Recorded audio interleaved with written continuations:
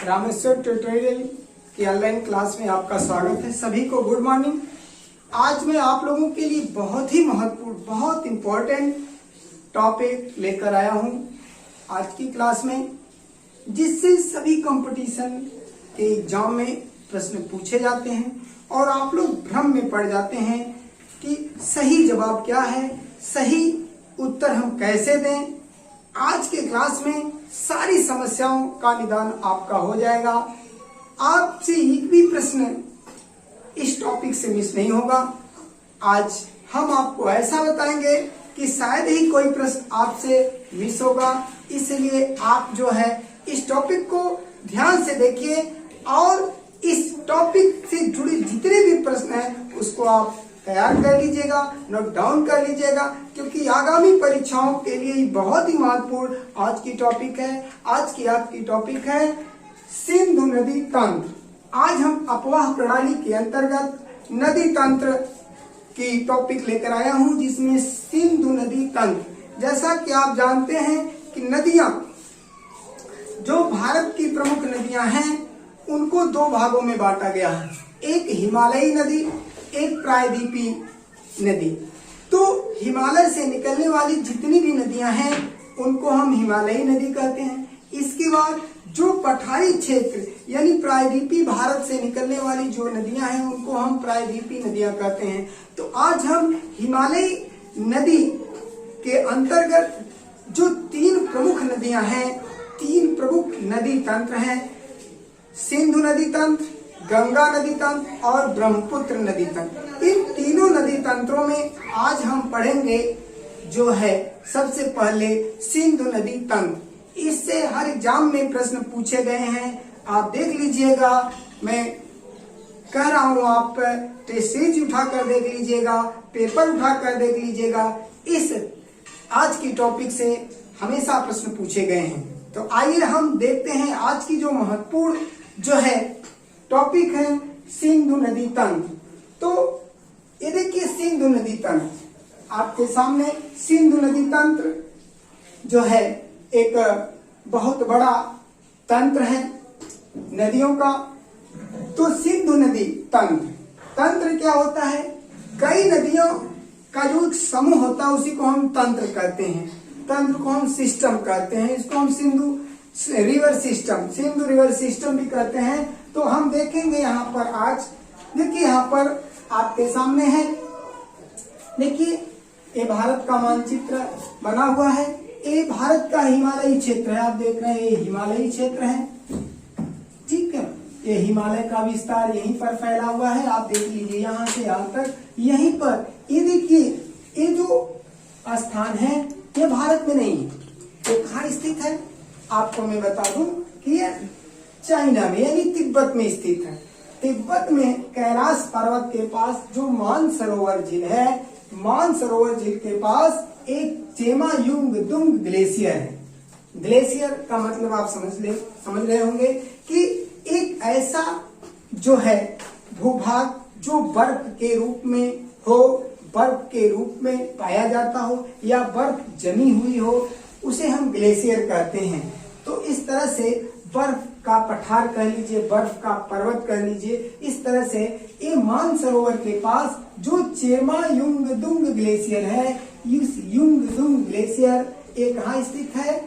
जो मानसरोवर झील के पास।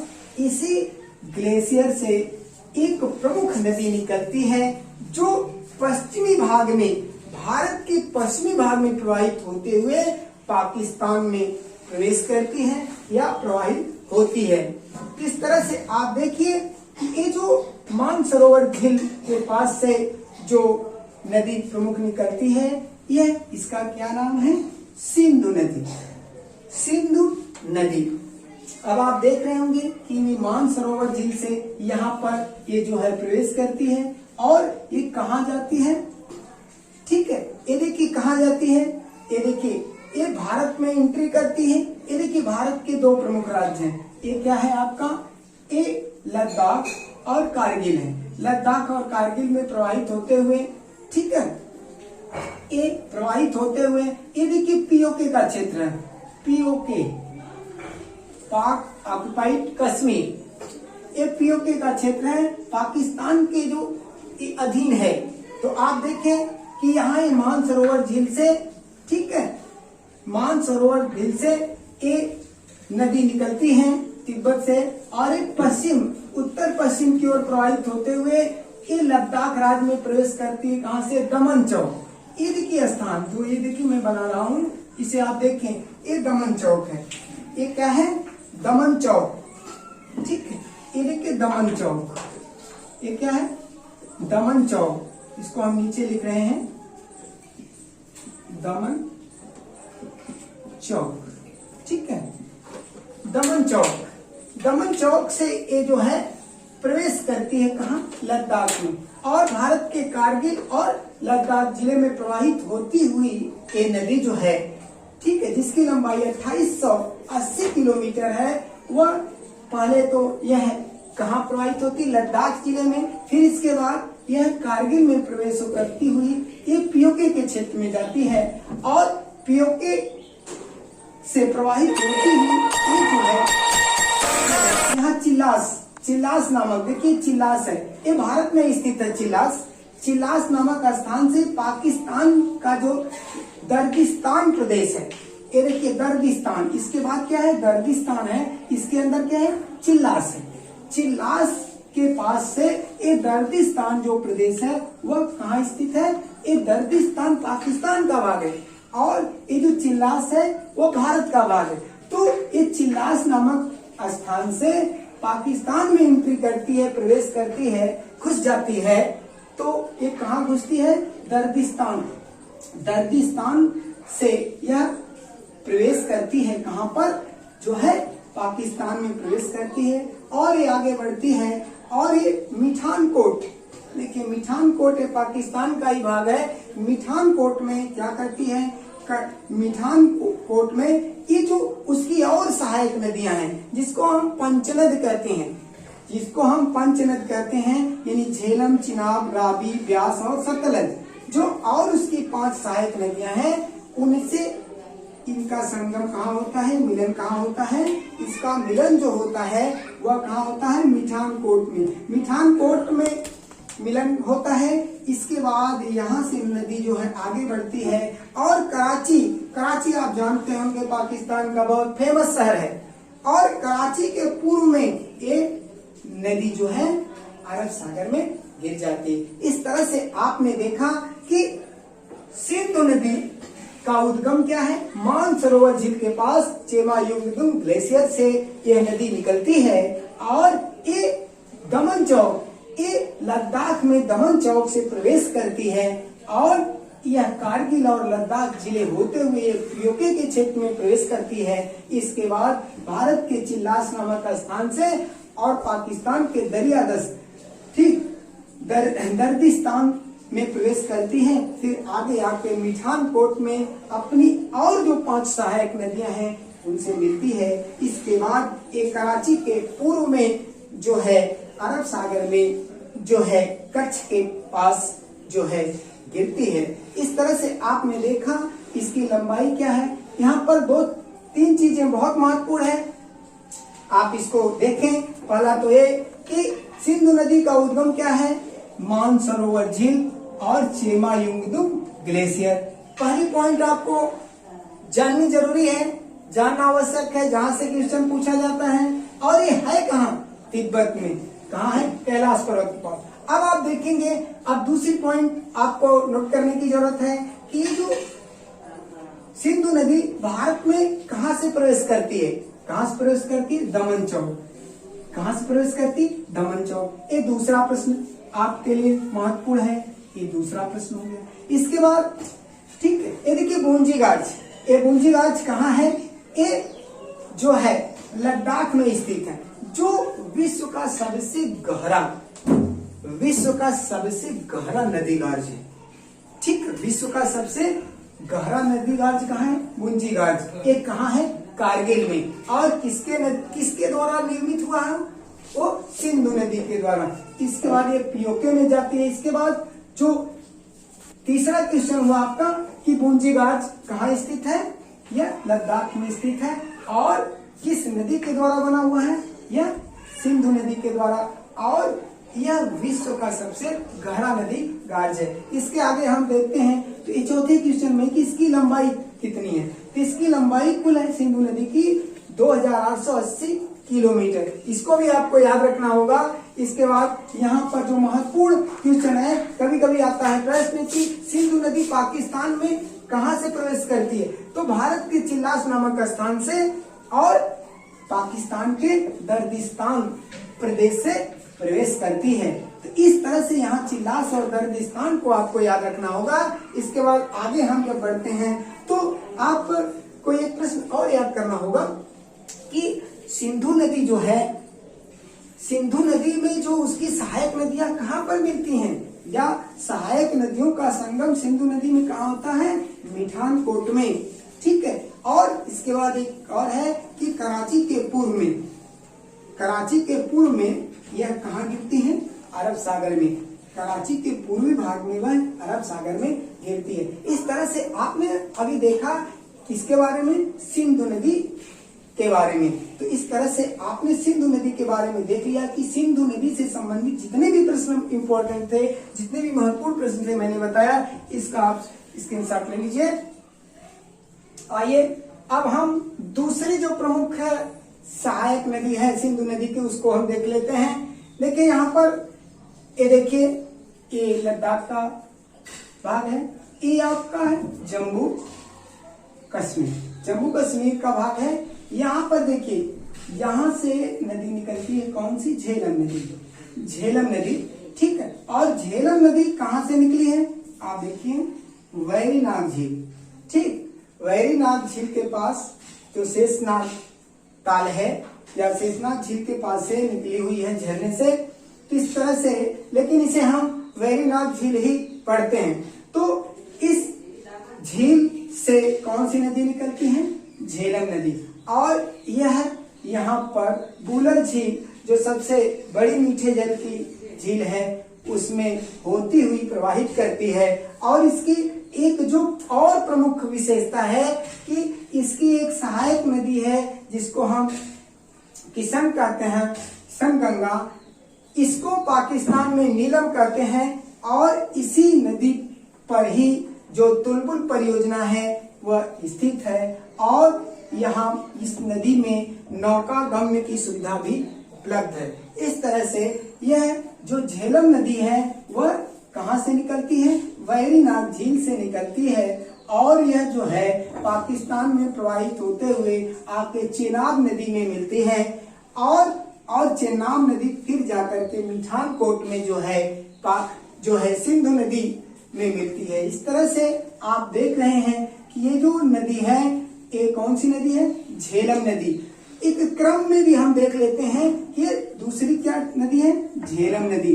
अब झेलम नदी से क्या है कि झेलम नदी जो है बुलर झील से प्रवाहित हो, बुलर झील जो सबसे बड़ी झील है उससे प्रवाहित होती है। तुलबुल परियोजना यहीं पर स्थित है। श्रीनगर जो श्रीनगर शहर है वह इसी झेलम नदी पर ही स्थित है। और तुलबुल परियोजना भी इसी नदी पर स्थित है। इस तरह से इसका उद्गम क्या है, कभी कभी आपके सामने आता है कि झेलम नदी का उद्गम तो वैरीनाग झील, या कभी कभी स्टेट के भी नाम मिलाने के लिए दे देता है, मिलान करने के लिए। तो आप याद रखिएगा कि इसका उद्गम क्या है, जम्मू कश्मीर में, लद्दाख में नहीं। ठीक है। इस तरह से आप देखिए ये यहाँ तक आती है। इसके बाद हम दूसरी जो प्रमुख नदी है उसको देख लेते हैं। ये देखिए चेनाब नदी कहाँ से निकलती है, हिमाचल प्रदेश। ये देखिए हिमाचल प्रदेश है, हिमाचल प्रदेश से कौन सी नदी जो निकलती है वह चेनाब जो है सबसे लंबी, सबसे बड़ी सिंधु नदी की सहायक नदी है। कौन सी, चेनाब नदी। तो चेनाब नदी कहाँ से निकलती है, बड़ा लाचा दर्रा। देखिए बड़ा लाचा दर्रा आपके सामने है, बड़ा लाचा दर्रा। ये बड़ा लाचा दर्रा कहाँ स्थित है, ये देखिए बड़ा लाचा दर्रा कहाँ स्थित है, हिमाचल प्रदेश में। बड़ा लाचा दर्रा से कौन सी नदी निकलती है, चेनाब नदी, जो सिंधु नदी की सबसे लंबी क्या है, सहायक नदी है। सबसे प्रमुख सहायक नदी क्या है, चेनाब नदी।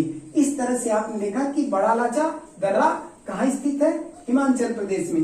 प्रश्न आ सकता है आपसे कि चेनाब नदी का उद्गम है बड़ा लाचा दर्रा, अगर बड़ा लाचा दर्रा नहीं है तो हिमाचल प्रदेश आप याद रखिएगा। अब देखिए ये सबसे बड़ी जो है सहायक नदी है, किसकी है?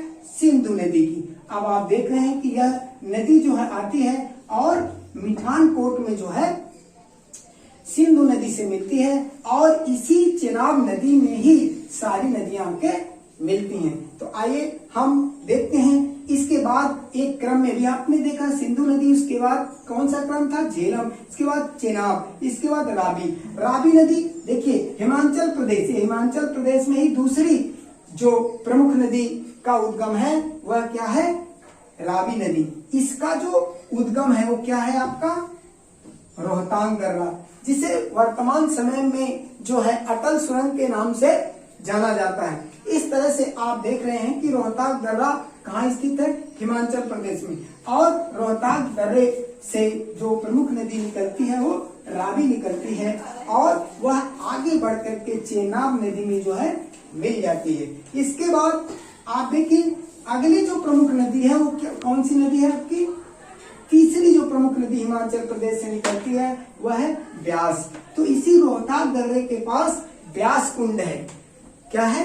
ब्यास कुंड। उसी ब्यास कुंड से एक नदी निकलती है जिसका नाम है ब्यास नदी। और यह एकमात्र सिंधु नदी तंत्र की नदी है जो पाकिस्तान में प्रवाहित नहीं होती। एक बहुत इंपॉर्टेंट प्रश्न है, बहुत ही इंपॉर्टेंट प्रश्न है, इसे आप नोट डाउन कर लीजिए, क्योंकि एक ऐसी नदी, कभी कभी प्रश्न आपसे पूछा जाता है कि वह सिंधु नदी तंत्र की वह कौन सी नदी है जो पाकिस्तान में नहीं प्रवाहित होती। आप देख लीजिएगा, ये देखिए यहीं से ब्यास नदी ब्यास कुंड से निकलती है रोहतांग दर्रे के पास से और कहाँ आती है? देखिए आप, ये देखिए ये क्या है आपका? ये क्या है यहाँ पर? ये देखिए आपका क्या है?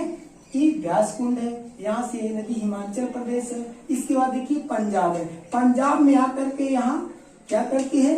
इस किसमें मिल जाती है? सतलज नदी में। किसमें मिल जाती है? सतलज नदी में मिल जाती है, क्योंकि ये पाकिस्तान में नहीं आती। तो प्रश्न आता है कि वह कौन सी सिंधु नदी तंत्र की नदी है जो पाकिस्तान में प्रवाहित नहीं होती? तो आप याद रखिएगा एकमात्र नदी है सिंधु नदी तंत्र की ब्यास, जो पाकिस्तान में प्रवाहित नहीं होती। इसके बाद जो है इसके निचले क्रम में हम आते हैं तो देखिए ये मानसरोवर झील के पास एक स्थान है जिसका नाम है आपका राकस ताल। कभी कभी आपको राक्षस ताल भी जो है मिलता है। तो यहाँ से मानसरोवर झील के पास से राकस ताल से एक दूसरी नदी जो निकलती है वह तिब्बत से वह ये देखिए हिमाचल प्रदेश, ये भाग आप देख पा रहे होंगे, ये हिमाचल प्रदेश है। तो हिमाचल प्रदेश में यहाँ से प्रवेश करती है। हिमाचल प्रदेश तिब्बत से हिमाचल प्रदेश में जो प्रवेश करती है, यहाँ से इसको क्या कहते हैं? सिपकिला दर्रा। ये क्या है? सिपकिला दर्रा। यहाँ देखिए सिपकिला दर्रा से क्या करती है? वो हिमाचल प्रदेश में प्रवेश करती हुई या हिमाचल प्रदेश और पंजाब होती हुई ये जो है पाकिस्तान में प्रवाहित होती है और आके चेनाब नदी में मिल जाती है। इस तरह से आपने देखा कि चेनाब नदी में सारी नदियां जो है क्या होती हैं? मिल जाती हैं। आप देखिए, ठीक है, इस तरह से आपने देखा। फिर आगे जाके मिठानकोट में सारी नदियां मिल जाती हैं। इन सभी नदियों को ही पंचनद की संज्ञा दी जाती है। तो कभी कभी परीक्षाओं में आपके सामने क्रम भी पूछा जा सकता है, तो आप देखिए इसके सही क्रम। ठीक है, सही क्रम क्या है? ठीक है, क्रम में आप लोग भ्रम में पड़ जाते हैं और सही जवाब नहीं दे पाते हैं। तो क्रम हम देख लेते हैं कि सही क्रम क्या है। आप देखिए ऊपर से हम क्रम देखते हैं, यानी कि पश्चिम से पूर्व की ओर, पश्चिम से पूर्व की ओर सही क्रम। कभी कभी प्रश्न पूछ देता है कि सिंधु नदी तंत्र का पश्चिम से पूर्व की ओर सही क्रम है, तो आप देखें क्या है? सिंधु, सिंधु के बाद झेलम, चेनाब, रावी, ब्यास और सतलज। इस तरह से इस सही क्रम है। ठीक है, अब आपने इन सारी नदियों के बारे में देखा कि ये नदी जो सतलज नदी है वो क्या है, राकस ताल से निकलती है तिब्बत के मानसरोवर झील के पास से, और ये सिटकिला दर्रा से भारत में प्रवेश करती है और आगे आकर ब्यास नदी में चेनाब नदी में मिलती है, और मिठानकोट में आकर चेनाब नदी जो है सिंधु नदी में मिलती है। इस तरह से इस सिंधु नदी तंत्र की नदियां हैं। इस तरह से आपने देखा कि कौन सी नदी कहां से निकलती है और कैसे प्रवाहित होते हुए वह पाकिस्तान में जाती है और अपना संगम बनाती है। इसका आप स्क्रीनशॉट ले लीजिए, फिर हम आगे बढ़ते हैं। आइए अब हम और कुछ सिंधु नदी की विशेषताओं को देख लेते हैं। आप देखिए, सिंधु नदी की कुछ सहायक नदियां हैं, उन्हें भी हम देख लें। देखिए श्लोक नदी, इसके बाद देखिए गिलगित नदी, इसके बाद देखिए काबुल है, तोची है और झोब है। इसके बाद यहाँ पर देखिए किशन गंगा है। किशन गंगा को पाकिस्तान में नीलम के नाम से भी जानते हैं। इस तरह से इसी सतलज नदी पर भाखड़ा नंगल बांध भी बनाया गया है पंजाब में, जैसा कि आप जानते होंगे। इस तरह से आपने देखा कि ये जितनी भी नदियां हैं उनकी सहायक नदियों को भी आपने देख लिया, और जो ये प्रमुख सिंधु नदी तंत्र की नदियां हैं जो है सिंधु, झेलम, चिनाब, रावी, ब्यास, सतलज, इनके बारे में भी आपने देखा कि कौन सी नदी कहां से निकली हुई है और वह कहां पे जाके के मिलती है, उसका संगम क्या है और कहां पर वह जो है गिरती है, इसको आपने देखा। अब हम देख लेते हैं सिंधु जल समझौता। ये बहुत ही महत्वपूर्ण टॉपिक है आप लोगों को लिए, क्योंकि बहुत बार आपने इसे पढ़ा होगा, सुना होगा। सिंधु जल समझौता आए दिन पाकिस्तान और भारत के बीच में इस समझौते पर जो है बहस हो जाती है, मुद्दा खड़ा हो जाता है। तो आइए हम देख लेते हैं सिंधु जल तंत्र के माध्यम से, सिंधु नदी तंत्र के माध्यम से ही हम देख लेते हैं सिंधु जल समझौता। आइए हम देखते हैं यहाँ पर सिंधु जल समझौता। सिंधु जल समझौता को आप देख लें, ठीक है। सिंधु जल समझौता, सिंधु जल समझौता, ये 1960 में हुआ था, ठीक है। ये बहुत इंपॉर्टेंट है आप लोगों के लिए। सिंधु जल समझौता कब हुआ था? 1960 में। इसकी कुछ शर्त थी, ठीक है, इसकी कुछ शर्त थी और समझौता 1960 में हुआ था। और इसकी कुछ और भी है। देखिए, यह समझौता किनके किनके बीच में हुआ था? भारत और पाकिस्तान के बीच में। क्योंकि आप देख रहे होंगे कि ये जो सिंधु नदी तंत्र की सभी नदियां हैं वह क्या है, वह भारत से होकर ही प्रवाहित होती हैं। अगर इनमें समझौता नहीं होगा तो क्या होगा कि यदि भारत बांध बना करके इन नदियों पर बांध बना करके जल को रोक देगा तो पाकिस्तान का पूरा भाग क्या हो जाएगा? सूखा हो जाएगा। पाकिस्तान जो है रेगिस्तान में तब्दील हो जाएगा, जिसके कारण यहाँ पर जो है एक समझौता किया गया भारत और पाकिस्तान के बीच में। तो समझौता कब हुआ? ठीक है, समझौता कब हुआ? 19 सितंबर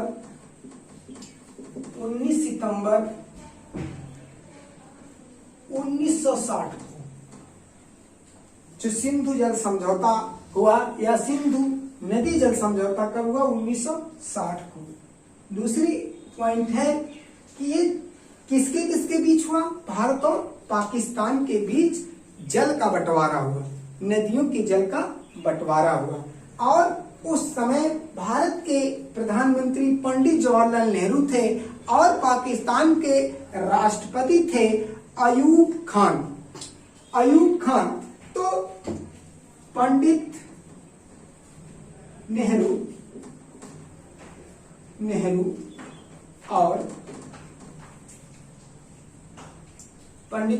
और राष्ट्रपति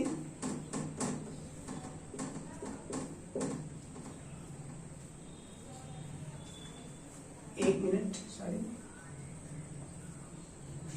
ठीक। भारत के प्रधानमंत्री, भारत के पीएम नेहरू और पाकिस्तान के राष्ट्रपति अयूब खान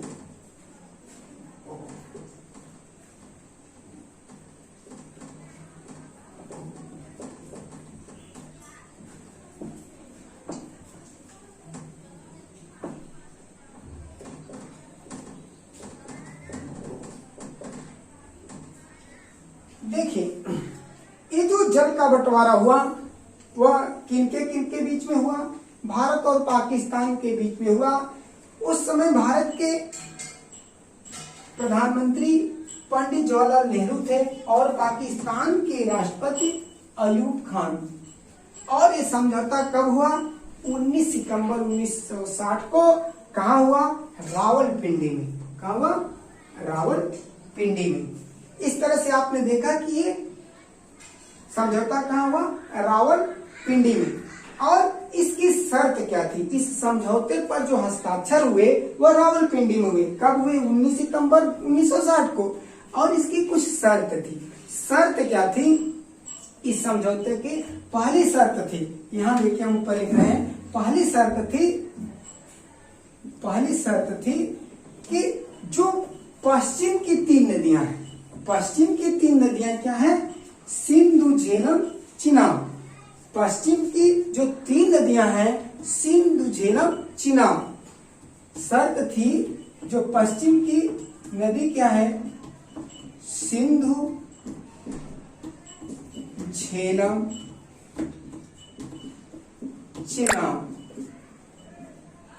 ठीक, चिनाब का जो है पहली शर्त थी कि जो पश्चिम की 3 नदियां हैं, आप देख रहे होंगे, सिंधु, झेलम, चिनाब, इन तीनों नदियों का 80% जल पाकिस्तान यूज करेगा, प्रयोग करेगा, और 20% भारत प्रयोग करेगा।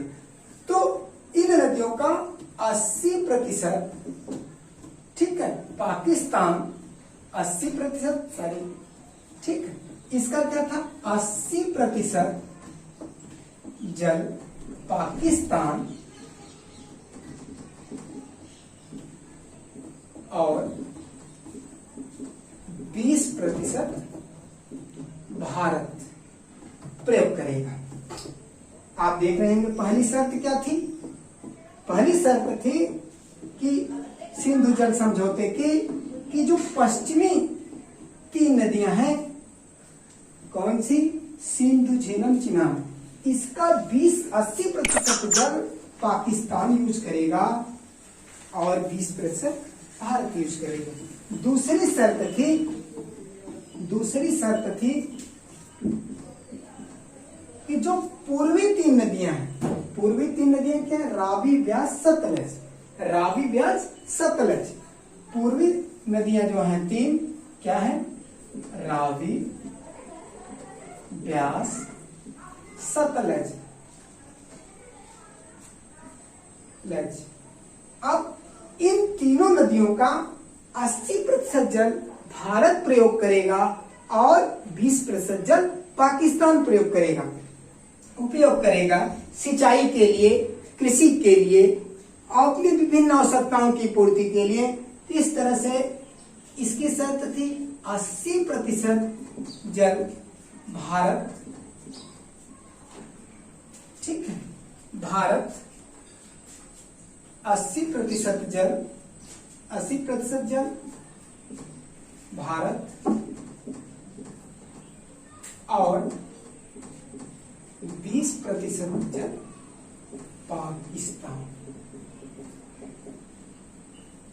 इस तरह से ये जो सिंधु जल समझौता हुआ, कब हुआ? आप ध्यान से देखिए, सिंधु जल समझौता 19 सितंबर 1960 को हुआ। किनके बीच में हुआ? भारत और पाकिस्तान के बीच में हुआ, और उस समय कौन से जो है मध्यस्थता में थे, किनके किनके बीच में हुआ।